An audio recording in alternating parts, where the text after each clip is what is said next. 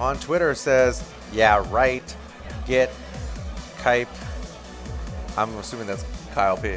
Get Kyle P intimidated by that man. He trained with Stabbotsford for a while. That's right, Stabbotsford, a Vancouver local. Who, I don't know who that is. He's pretty buff too. Okay. He's okay. Martin likes to call him Canada's Ryan Gosling. Oh wow. Oh, like the Ryan Gosling of the FGC is what the nickname Martin gave him. But that's true. Okay. He definitely did play a lot of Marvel with Stabbotsford. Well, sometimes the mind games don't work out the way that you had originally intended. Yeah. However, against the opponent. However, the metagame may still have been quite effective. Yeah. In number one, entertaining the people here, and number two, having the people at home, screenshot clips, whatever, so they can print it out. Save those biceps forever, right? Yeah, print it out, put it next to your computer monitor. As motivation? Yeah. I like it. I like how you think, Utex. Nobody's going to do that. But if you do that, please use hashtag Geico SFB please. And send it to us. Yes, send us a picture of take those biceps. Take the screenshot, print it out, tape it to the monitor. I'm pretty sure we can get one of these Geico geckos out to you as a prize. But here we go, Commander Jesse versus BitQ. This is the second Cammy player he's going to play, but this is a little bit further in the bracket now. And we were talking about earlier how Cammy just has so much mobility and so much great offense to really get in on this matchup. It's just a matter of, can you penetrate the wall that is Commander Jesse? Yeah, it's an uphill battle. It's one that was super tricky. Yeah. You always think he's going to the other side. Yeah, that's the high level mix up is to always go on the same side. Yeah. Oh yeah, veer reverse a little too far. Not sure about that. Okay.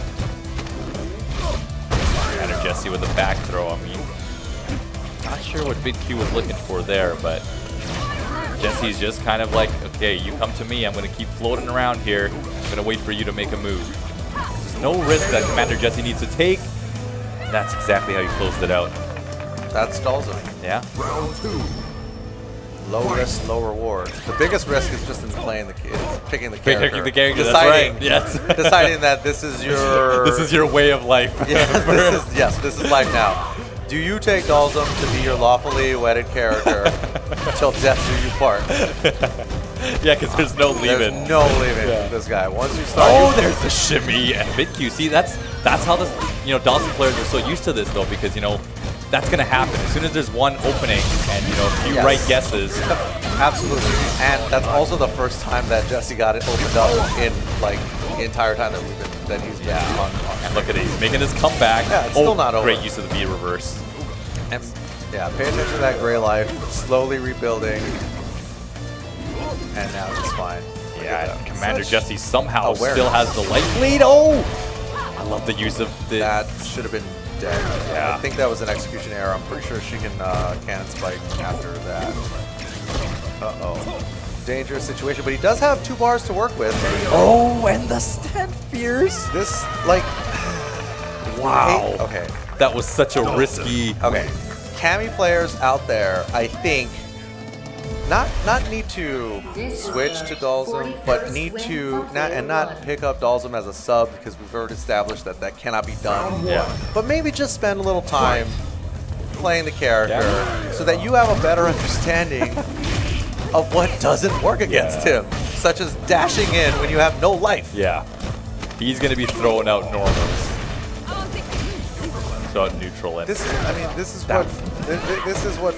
where people think fighting games are just button mashing, but I promise you, take my word for it, it's about self-control. Self-control, yeah, composure. Discipline. Patience. It's not obvious. If it's your first time watching Street Fighter V, it just looks like chaos. Yeah. But there's more to it than that. Oh, that's... Okay, he could have punished. He could have... Cannon. Terrible. Oh my god, he could cannon strike that. What a conversion. I mean, it's about so much more. It's not about hitting buttons. It's really about space control and resource management. For those of you that may be watching for the first time, the resources that I'm referring to are the bars, the meters at the bottom. The blue bar, which says EX next to it, it's your critical gauge.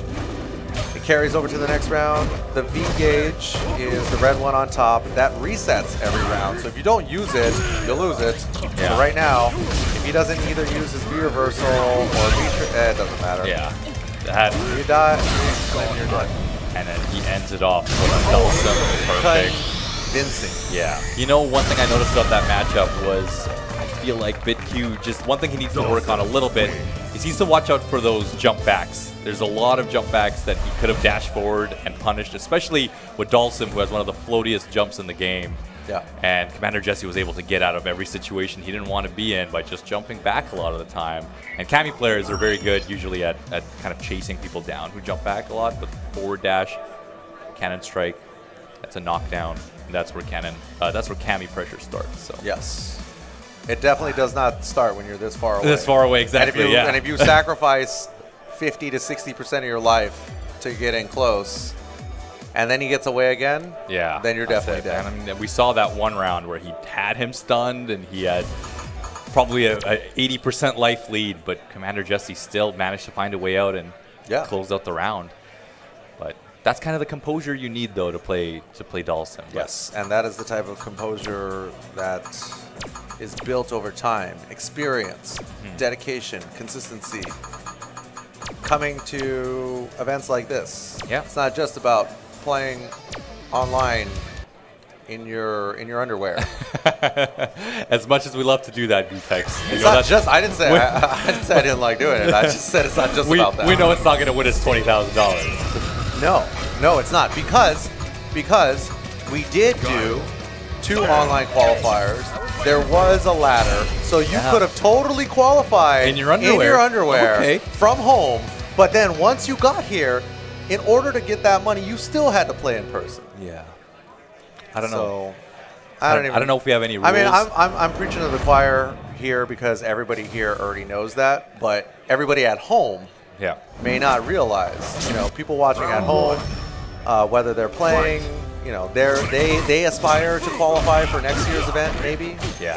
I don't know. But here it comes, Chun versus Rebu. And with a name like Chun, you think he played Chun-Li. And he's playing with Guile. Things aren't working out. Oh, gets shimmied. Okay, like the fusion error, but this is such a long road for Guile. Yeah. I wonder if Chun used to be a Chun-Li player, switched after Season 2 to play a little bit more of a competent character who's been winning a lot more tournaments in the recent times. Yeah, Guile. We've seen Geico do well with him, and he's actually been winning some tournaments over in Asia. Well, Rebu did not get the memo and has no respect for America. Yeah. There's no respect. No respect for freedom. Ken, I think, was born. I think Ken is American born, but has been training in Japan for what it's been now, 30 years. Yeah. So I think he's just identifies now as a Japanese man. As a weeaboo is what we like to call him. A weeaboo? For player 2. You know all about weeaboos. No, I don't know. We'll talk about weeaboos another time. No, it's okay, that's a conversation for Gutek's Life Advice, episode 27. Are you trying to not get in some sort of physical altercation here by saying the word weeaboo too loud to the wrong person? No, not at all.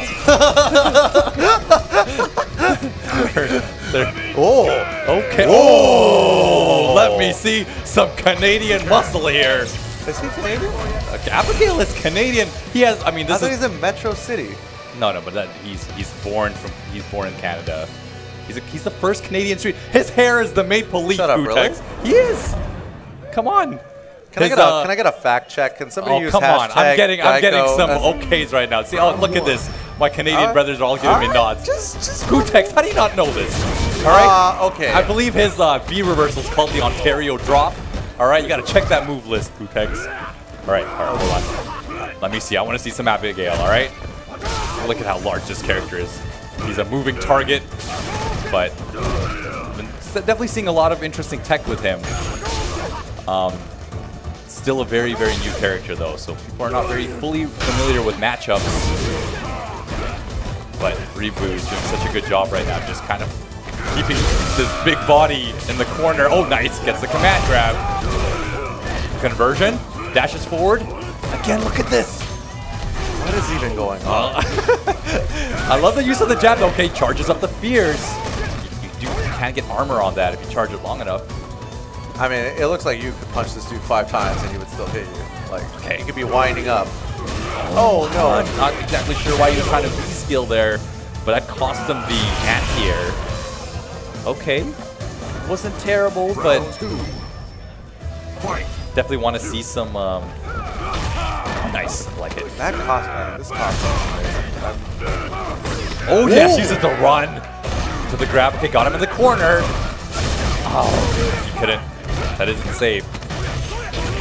Crowd is getting hyped. Abigail is a crowd pleaser. That was the Ontario drop, Gutex. You looked away. All right? Don't look away when he does the Ontario drop. Disrespect to Canada. Okay. Look at that. I love the use of the jab, though. The jab is one of the Abigail's best normals, just like that. And the crouching jab can also be target combos. Nice. Yes. Whoa. Yes. Whoa. He can sit there all day. You just gave him full meter. He gets meter for that? Of course. He's Canadian. It's called health insurance. Okay, here you go. Okay. Oh. Okay, right now, Rebu is... Where's his Ontario drop now, huh? Oh, he's not... Yeah, I think he wants the V-trigger, but that's going to be stunned. That should be it. Good stuff. Good stuff to Chun for trying something else. Hey, you know, yeah. The guile wasn't working out. That was, you know, sometimes it's not, you know, the win. You got to play the meta game. Yeah. If you got the crowd to cheer for you, and that's a moral victory, right? That is a moral victory for sure. Yeah. So yeah. I mean, he made the 12 Canadians here proud. There's a lot of you guys here. Yeah, there is. Yeah, we're close by, you know. Just rolling through the border. Yeah. Excuse me, sir. What are you coming to the States for? $20,000 is what I'm coming to the States for. But you can't. I don't know if it's good to say that. No, you definitely do not say that. Okay. No. Thank you, Gutek. Actually, That's you don't life, say that, life advice episode 7. You don't say that going to Canada or coming from Canada. Okay. You say you're going to a video game convention. Okay. Because you're a huge video game fanatic. Okay. And then when you go to Canada, you say, you say that you're there for a video game tournament. But last time I said that, I swear to God, they'd almost didn't let me in Calgary. They were convinced.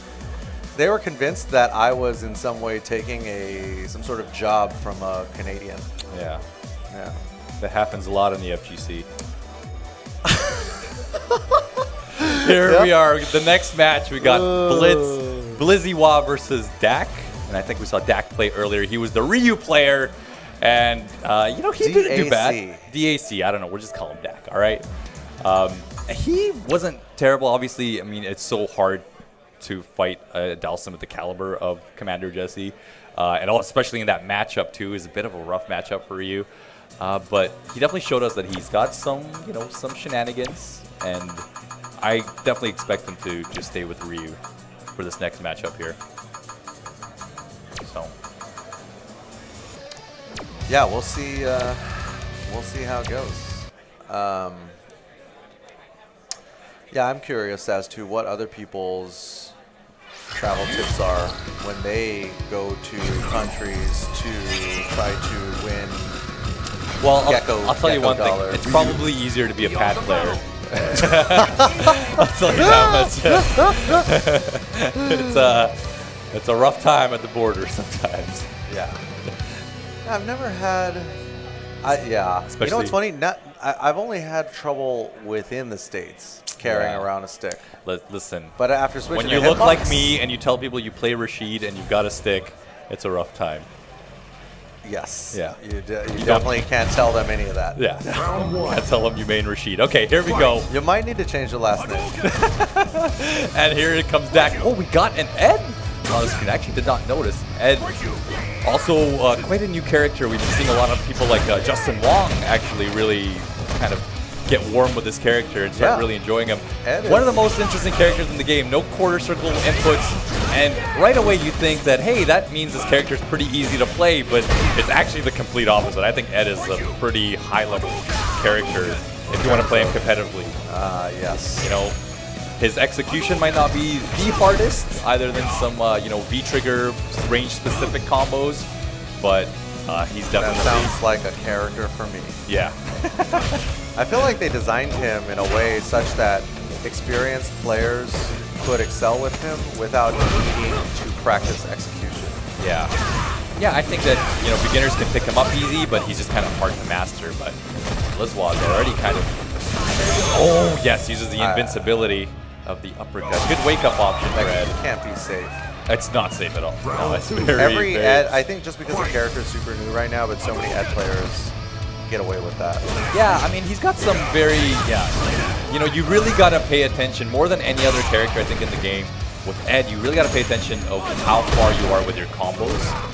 And, you know, because his limbs definitely are not the longest, but he's got some really good normals. But within combos, there's a lot of times where things are just not in range, and you have to just kind of drop the combo and go for a reset. And what about gimmicks? He's got them. He's got some very few little V reversal resets, or V trigger resets, sorry. But for the most part, he's actually a very, very patient and slow character, actually. Oh, he could have done something there, too. And this comes from playing... That is the gimmick. Yeah, I mean, this comes from playing these newer characters. It's a bit of an advantage, but also a disadvantage, because, you know, there has not been that much technology for the characters, and you know, fighting games, you know, they take years to really kind of open up. You know, we're still to develop. Exactly, yeah. Round 1. So, looks like the Ed pick. Well, it's a living, you know, it's a living thing. Yeah. It's not static in the same way that, because if you just are constantly adding new characters to the roster several times a year, then it forces everybody to really keep up. Okay. And you have to do your, if you don't do your homework, then you run into a situation like this, right? Like, who knows? Did DAC do his homework on Ed? Yeah. Does he have a lot of experience in this match? Probably not. But Blizzwaz definitely, almost certainly, has a ton more experience fighting Ryu. That's right. Than DAC has fighting Ed. And I think that's playing to his advantage right now, even though you couldn't really tell for that round. But the fact that he got hit by that EX uppercut gimmick twice tells me that he's not very familiar with that match, with this match. Yeah, I don't know if I really like that jump in from Blizzwaz, but okay, they got a combo here. The other thing about jumping in on Ed is, as you mentioned, because there's no quarter circle forward motions, all of his special moves are done by tap, or at least his anti-air is done by pressing 2 buttons. Yeah, that's going to whip because he was on stun, but he is going to get the last hit of it. So it's not the most damage, but it's still kind of worked out for him. And now all he's got to do is sit back and wait, and then uppercut, do his 2-button uppercut when he jumps. Okay, yeah, there you go. There's that punish that we wanted, and this is the momentum on his side. Yeah, DAC started to figure it out. One throw. Oh, that's punishable. What was that? Okay, but he still ends up getting the round. A little risky. I would have loved, you know, one of Ed's best normals actually has a very good crouch strong, a really good counter poke. And so, yeah, you saw him use it there a little bit, but he has to kind of chill a little bit. I feel like he has been taking a few unnecessary risks, although they've been working out. You know, DAC is going to adjust. Oh, see, just like that. Like, well, there was no reason to do that. Whoa, and this is going to do so much damage here. Doesn't build up the stun gauge for the super, but... Oh, why did he put himself back in the corner? Yeah, and Ed doesn't have the greatest cross-up. Nice, okay, stand jab there with the anti-air. That's the anti-air I was talking about. Yeah. 2-button anti-air, super easy. Yeah, DAC needs to chill here. He does have, okay, is he gonna activate V-Trigger for the first time here? Blizzwaz has yet to use Ed's V-Trigger. And sometimes it's not even a bad idea to just kind of throw it out. Just like that. And now you got momentum. Okay, okay, but he was ready. But if he had the crouch fierce ready for that option, he could have punished and thrown him back into it. Oh, see, he could have. I don't know. I feel like there's something I'm missing about the metagame where in this particular, we slipped in some sort of parallel dimension where point-blank sweeps are somehow safe and not punishable. There's been no punishes on that end, but that could have been such a great bait for him if he kind of expected the Hurricane, just to crouch fears, because you can just crouch, you know, it doesn't hit standing opponent, doesn't hit crouching opponents. Could have just kind of thrown him back into a block string. That would have been a nice little healthy life lead for him, but nice. Love the use of normals, stand forward. You can see the adjustment already from Dak. Doesn't seem as afraid. I want to see a few more V skills as well from Blizzwa. You know, especially in these times where, you know, they're just kind of sitting there. You could make, if you charge it all the way, you could make a V skill safe. Okay. Pretty solid life lead. Oh, he's just trying to charge that fears, back fears, yep. Be careful. DAC, I think it may be download complete. Yeah, I know. Okay, does get a really... Okay, did you get a good corner combo here? Yes, uses the V skill to uppercut. My bad. Oh, yes. There we go. Oh, that's just enough. Wow, that worked out. That was a very, very risky jump in, but it worked out for him. Ed's got a lot of cool corner shenanigans he can do with his V-trigger. This is match point for Blizzwa. But I really like DAC's approach of just slowly walking forward, playing it safe, inching forward carefully. I don't know about that use of that fierce. Okay. Blizzwa's eating a lot of random straight hits. I want to see more buttons being thrown out by Dak. He's kind of getting bullied in neutral here. No, just too afraid of that. Okay, punish. There you go. This is that could have been into V-trigger into super. That could have been the round. Okay, well, he's out of EX meter now. Just that jab. Oh, gonna convert though. It's okay. He's gonna burn all the bar. Yeah. Okay, here's the beat. He's gonna wait for the no Hurricane this time, but he gets the offense. But he was just out of range. That's what I was talking about. And the EX works out for him again. What a clutch. That's what I'm talking about. With Ed, you have to be so on point with distance and spacing with combos. He shouldn't have gone for crouch fears there. He should have done the stance strong into crouch forward and just gave up a little bit of damage for the kill or the knockdown, whatever it would be. And oh man, that bums me out. That bums me out. Yeah. I mean, it's been a long time since I played Ryu, but last I checked, there were multiple opportunities to punish all of that stuff into V-trigger, big damage. Yeah. Nothing happened. There's a lot. I would have liked to see a few more V skills and like the charged V skill. And yeah, you know, Ed's an interesting character, but I definitely don't think. I think Ryu has a lot of tools to kind of deal with certain aspects of that matchup. Oh, absolutely. That could have gone either way for sure. Yeah.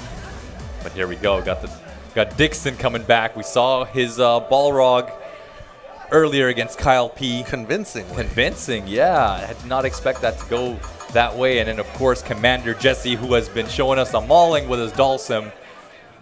We've said before, one of the best Dhalsims in the business. And he's just moving up on this pool with a breeze. And I want to know if Dixon can maybe stop this reign of terror, even a little bit, you know. Balrog definitely a character who can do it. Oh, yeah. Yeah, definitely a matchup that... All he needs to do is get one opening. It's going to be massive damage. That's right. Let's see, right now the Seattle crowd, you can hear them. I don't know if they're hyping up Dixon or trying to get in Commander Jesse's head a little bit. But I think Commander Jesse said, forget you guys, I'm going to put on my headset. I don't want to hear none of this Seattle banter, all right? I don't understand why anybody does not play with headsets when the headsets are available. It just doesn't make any sense to me. You don't want to hear the Seattle crowd and hear what they have to say. No, you want to hear them. You don't want to hear us. All right, because we're here. Oh yeah, I was getting to us. Oh, yeah. you definitely don't. Oh, do not listen to us. Dixon, just ignore everything we're saying right now. Yeah. See, it's impossible. You can't It's do it. impossible. If I say, you know, it's impossible. If I say pink elephant, you Yeah. immediately have an image of a pink elephant in your mind. Oh, wait a second. Okay, no. I thought he was going to bring out a Mika pick. I don't think so. Like we said, when you get married to Dhalsim, there's no switching. Yeah. And no matter how bad the matchup is, you know, you just try and find a way. And we've seen, you know, Dhalsim. This is the path you chose. Yeah. I mean, Dhalsim specialists we've seen many times in many big tournaments. They've overcome some pretty rough matchups, you know. One of the worst ones I recall was like AE 2011 was Yun versus Dhalsim, which was like a 9-1 in Yun's favor. Yeah. And, I mean, we've seen, you know, F-Champ take out some pretty good Yuns within that time. That's why I say that the battle is not you versus the opponent. It's you versus yourself. Yeah. Do you believe through your training with yoga that you could defeat any character, any matchup, any player, no matter how bad? Do you believe? Yeah. And that belief is what carries you through in a quote-unquote bad matchup. Yes, and that belief is working right now for Jesse because he's got a pretty good lead. And Dixon's trying to find a way in, but you know, Balrog, one of the most damaging, if not the most damaging in the game with his V-Trigger.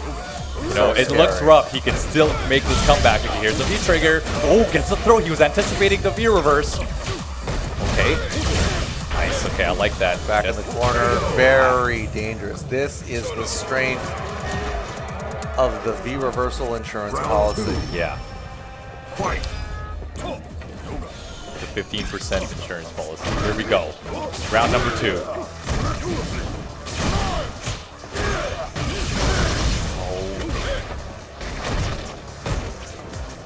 Dixon right now just slowly trying to inch his way. He is taking a bit of damage from Jesse, but I don't think as a Balrog main, he doesn't mind too much. He just wants that one opening. That really is all it takes.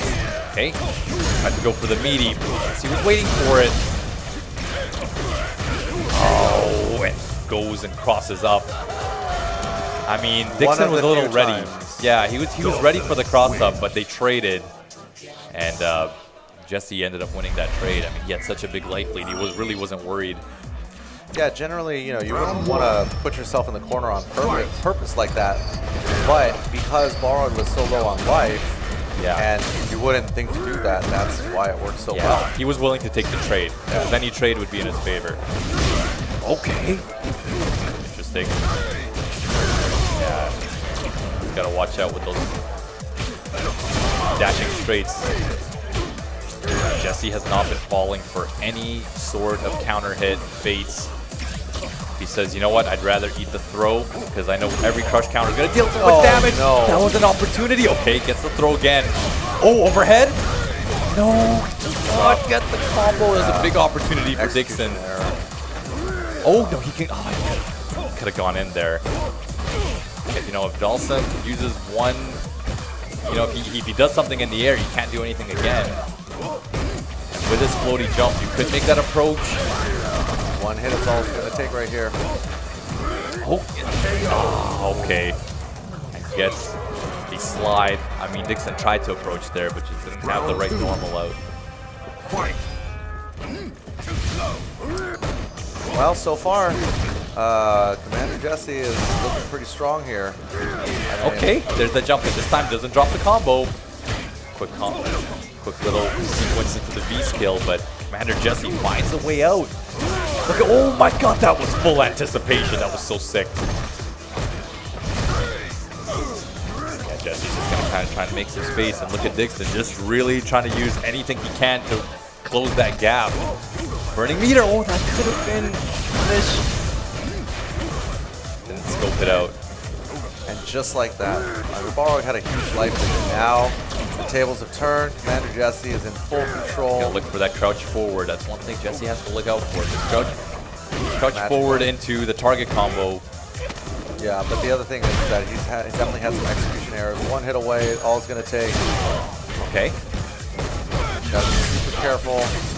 Good tech. Doesn't matter. Sit on the fire for a little bit. It's not going to kill you. Yeah.